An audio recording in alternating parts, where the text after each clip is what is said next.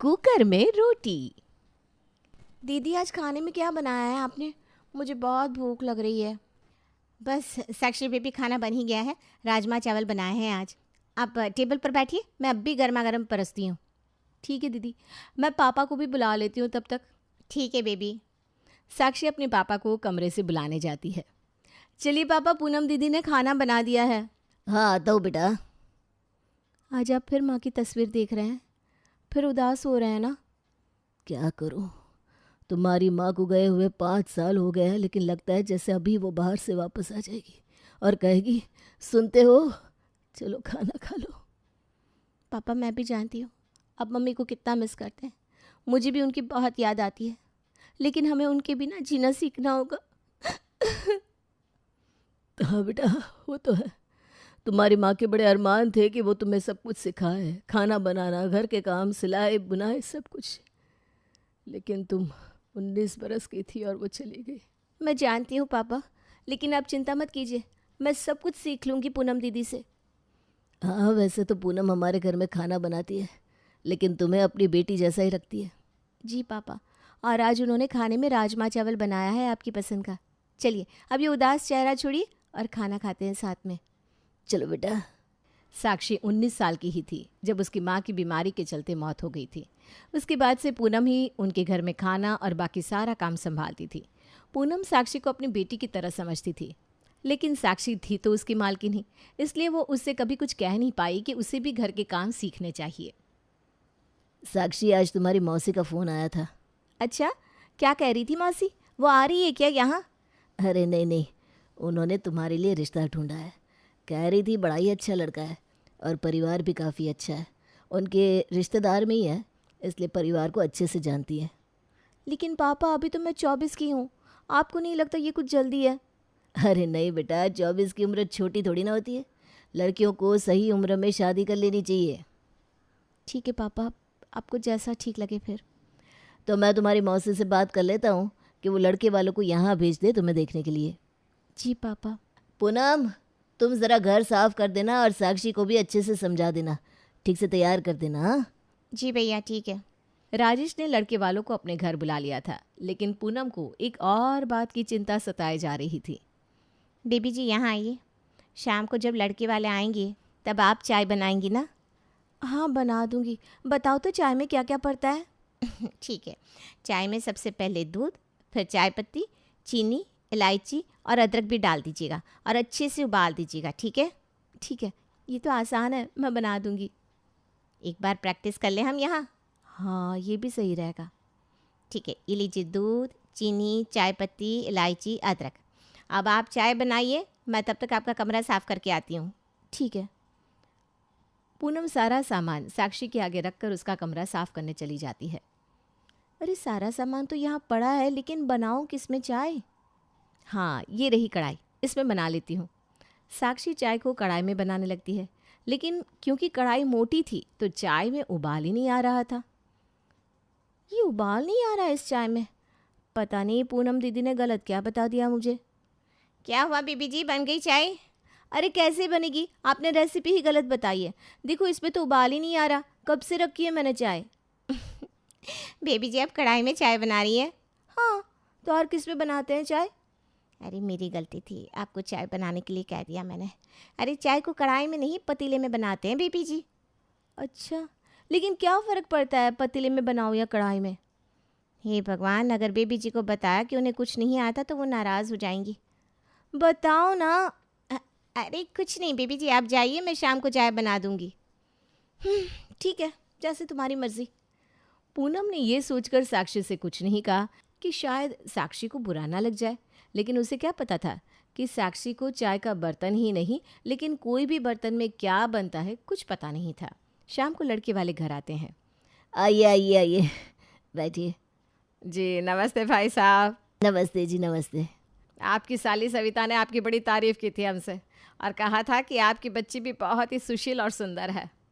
जी, मेरी पत्नी के जाने के बाद उसकी बहन सविता ने भी साक्षी का बहुत ध्यान रखा है।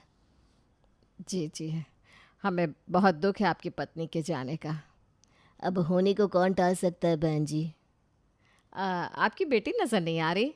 बस वो आती होगी, हमारे घर में पूनम है जो खाना बनाती है, वो उसे लेकर आती होगी। हाँ, ये लीजिए आ गई साक्षी। साक्षी की मासूमियत देखकर ममता और उसकी बड़ी बहू रवीना दोनों को साक्षी पसंद आ गई थी। लड़की तो बड़ी सुंदर है माँ जी। हाँ, हमारे विनय के साथ इसकी जोड़ी काफ़ी अच्छी रहेगी। साक्षी, तुम बड़ी प्यारी हो सच में। Thank you. अच्छा बेटा, तुम्हें घर का काम आता है? जी अगर सच कहूँ तो मुझे घर का काम ज़्यादा नहीं आता। माँ के जाने के बाद मुझे कोई सिखाने वाला ही नहीं था ना। तुमने सच कहा ना, यही मुझे बहुत अच्छा लगा बेटा। कोई बात नहीं, हर लड़की शादी के बाद सब कुछ सीख ही जाती है। हाँ, मैंने भी आधी से ज़्यादा चीज़ें शादी के बाद मम्मी जी से ही सीखी है। भाई साहब, आपको भी विनय से कुछ पूछना हो तो पूछ सकते हैं। नहीं नहीं, मुझे विनय के बारे में सविता ने काफ़ी कुछ बताया है। वो कितना होनहार और काबिल है। तो अगर ऐसी बात है तो हम ये रिश्ता पक्का समझे? अरे बहन जी, नेकी और पूछ पूछ। अगर आपकी तरफ से हाँ है तो हम अगले ही महीने इनकी शादी का मुहूर्त निकलवा देते हैं। अरे ये तो बहुत अच्छा होगा। फिर आज से साक्षी हमारी हुई। साक्षी और विनय का रिश्ता तय हो चुका था और राजेश ने बिना देरी किए साक्षी और विनय का मुहूर्त भी निकलवा दिया। देखते ही देखते कब 1 महीना निकल गया पता ही नहीं चला और आज साक्षी के विदाई का दिन भी आ गया था। साक्षी, अब अपने ससुराल में तुम्हें सास के रूप में माँ और जेठानी के रूप में बड़ी बहन भी मिल जाएगी। अब तुम्हें माँ की कमी कभी महसूस नहीं होगी। लेकिन पापा, आप मेरे बिना उदास मत होना और ज़्यादा रोना भी मत, ठीक है? अरे ठीक है, पर अब तू तो रोना बंद कर। भाई साहब, आप बिल्कुल चिंता मत कीजिए। हम साक्षी को अपनी बेटी की तरह ही रखेंगे। जिस प्यार से वो वंचित रही है इतने सालों से, उस कमी को हम पूरा कर देंगे। मुझे आप पर पूरा भरोसा है बहन जी। अगर उससे कोई गलती हो जाए तो उसे बच्ची समझकर माफ़ कर दीजिएगा। साक्षी का अब एक नया सफ़र शुरू होने जा रहा था। वो आज तक तो अपने मायके में बड़े ही लाड़ प्यार से पली बड़ी थी, लेकिन ससुराल की जिम्मेदारियां अलग होती हैं, ये भी उसे समझ में आ रहा था। साक्षी, तो अपने मायके में तो कैसे भी चल लेती थी, लेकिन अब तेरी शादी हो गई है, अब तुझे सुधरना होगा। अब से मैं जल्दी उठूंगी, सबका ख्याल रखूंगी और एक बहुत अच्छी बहू बन के दिखाऊंगी। अरे तुम खुद से क्या बात कर रही हो? मैं खुद को ये समझा रही थी कि अब मेरी शादी हो गई है और आपको पता है कि मुझे ज़्यादा कुछ काम नहीं आता, इसलिए आज से मैं ज़्यादा कोशिश करूंगी कि अच्छी बहू बन पाऊँ। अरे वाह, आज तो तुम बहुत समझदारी की बातें कर रही हो। तुम चिंता मत करो, तुम सब कुछ कर लोगी। हाँ, मैं आपकी मम्मी को किसी भी बात की शिकायत का मौका ही नहीं दूंगी। ठीक है, अब अगर कल जल्दी उठना है तो जल्दी सोना भी होगा। चलो सो जाओ, ज़्यादा मत सोचो। अगले दिन साक्षी जल्दी उठ जाती है, तैयार होकर बाहर आती है। अरे वाह साक्षी बहू, तुम तैयार होकर भी आ गई। जी माँ जी, सबसे पहले तो आप मुझे आशीर्वाद दीजिए। सदा सुहागन रहो, सदा खुश रहो। साक्षी, तुम जल्दी क्यों उठ गई? थोड़ी देर और सो लेती। नहीं नहीं भाभी, आज तक आप ही तो सारा कुछ संभाल लेती थी, अब मैं भी आपका हाथ बटाऊंगी। वैसे तो मुझे ज़्यादा कुछ नहीं आता है, लेकिन फिर भी आप सिखाएंगी ना तो मैं सीख जाऊंगी। अरे कोई बात नहीं, तुम जल्दी ही सीख जाओगी। चलो मैं दोनों सब्जी बना देती हूँ, तुम बस रोटी बना देना, ठीक है? हाँ, रोटी मैं बना लूँगी। तो चलो रवीना, जब तक सब्जियाँ बना रही है तुम घर की सफाई कर लो। ठीक है माँ जी। साक्षी जब तक घर और कमरों की सफाई कर रही थी, तब रवीना ने दोनों सब्जियां काट कर बना भी ली थी और अब बस रोटियां बची थी बनाने के लिए, जिसका आटा भी रवीना ने गूंथ लिया। साक्षी, मैंने आटा गूंथ लिया है, बस तुम्हें रोटियां बनानी है। जी भाभी, वो तो मैं बना लूँगी, आप जाइए, थोड़ी देर आराम कर लीजिए, आप भी थक गई होंगी। ठीक है, ये रहा आटा, तुम बना दो रोटियां, मैं आती हूँ थोड़ी देर में। साक्षी ने आज से पहले सिर्फ रोटियां खाई थी, कभी बनाई नहीं थी। उसे समझ में नहीं आ रहा था कि आखिर रोटियां बनाई किस में जाती है। ये रोटियां सीजनी किस में है आखिर? एक बार पूनम दीदी ने कहा था कुकर में कुछ भी बनाओ जल्दी बन जाता है। हाँ, लगता है कुकर में ही रोटियां जल्दी बनती होंगी। कुकर कहाँ गया? ये रहा। अब रोटियां बनाकर इसमें लगा देती हूँ, जल्दी बन जाएगी। साक्षी ने अपना दिमाग चलाया, जो कि उसे नहीं चलाना चाहिए था। उसने कुकर निकाला और उसमें रोटियां बनाकर रखने लगी। कुकर खाली था और इसलिए ज़्यादा गर्म होने लगा। धीरे धीरे वो पूरी तरह से काला पड़ने लगा, जिससे पूरा परिवार रसोई में आ गया। अरे कुकर को बंद करो पहले, अरे इसमें पानी डाल दे। पानी डालने से रोटियां खराब हो जाएगी ना माँ जी। हैं? तुम रोटियां कुकर में बना रही थी? हाँ, कुकर में खाना जल्दी बनता है ना। अरे लेकिन कुकर में रोटियां नहीं बनती साक्षी। रवीना इससे पहले कुछ कहती, ममता ने कुछ भी ना कहने का इशारा कर दिया। विनय, साक्षी को अपने कमरे में ले जाओ। जी माँ। विनय साक्षी को कमरे में ले जाता है। माँ जी, आपने मुझे रोक क्यों दिया? मैं जानती हूँ साक्षी ने आज बहुत बड़ी गलती कर दी, कुकर में रोटी बना दी, लेकिन उसकी भी गलती नहीं है, उसकी माँ नहीं है, इसलिए उसे कुछ आता नहीं है, इसलिए मैंने तुझसे कहा कि उसे डांट मत। अरे हाँ माँ जी, मैं तो ये बात भूल ही गई थी। अच्छा हुआ आपने मुझे रोक दिया। हमें उसे धीरे धीरे काम सिखाना होगा, या ऐसा काम देना होगा जो आसान हो। ठीक है माँ जी, जैसा आप कहें। ममता ने साक्षी को कुकर में रोटी बनाने पर बिल्कुल नहीं डांटा और अगले दिन से रवीना और ममता उसे आसान आसान काम देने लगी। साक्षी, तुम एक काम करो, ये सब्जी काट दो, मैं सब्जी रोटी बना देती हूँ। नहीं नहीं भाभी, मैं रोटी बना देती हूँ ना। अरे नहीं नहीं, अब दूसरा कुकर बर्बाद नहीं करना हमें। मेरा मतलब है तुम धीरे धीरे काम सीख लो, अभी क्या जल्दी है। तुम ये लो आलू और गोभी काट दो, मैं तब तक छत पर कपड़े सुखा कर लाती हूँ। ठीक है भाभी। रवीना ने साक्षी को ध्यान में रखते हुए उसे सबसे आसान सब्जी काटने का काम दे दिया, और जब वो कपड़े सुखाने के बाद वापस आई तब उसने देखा कि साक्षी ने सारी सब्जियों को बस 2 टुकड़ों में काट रखा था।